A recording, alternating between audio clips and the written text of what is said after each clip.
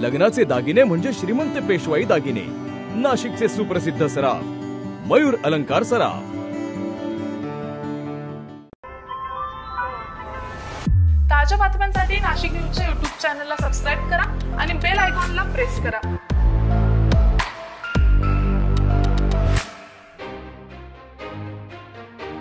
श्रावण मासाच्या निमित्तानं सोमवारी आणि शनिवारी भाविकांची मोठ्या प्रमाणात होणारी गर्दी लक्षात घेता वाहतूक कोंडी निर्माण होऊ नये यासाठी रामकुंड आणि कपालेश्वर मंदिर परिसरातील वाहतूक मार्गात बदल करण्यात आलेला आहे।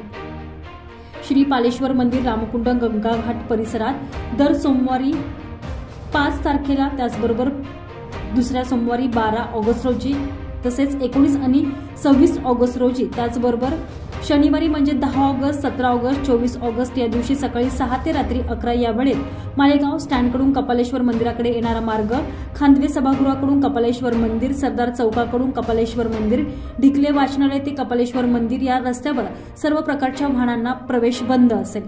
वरील मार्गावरील वाहनांनी पर्यायी मार्गांचा अवलंब करावा असे आवाहन वाहतूक विभागाकडून करण्यात आलेले आहे। भाविकांची होणारी प्रचंड गर्दी लक्षात घेत पोलीस प्रशासनातर्फे हा निर्णय घेण्यात आलेला आहे। संजय परमार, नाशिक न्यूज, नाशिक।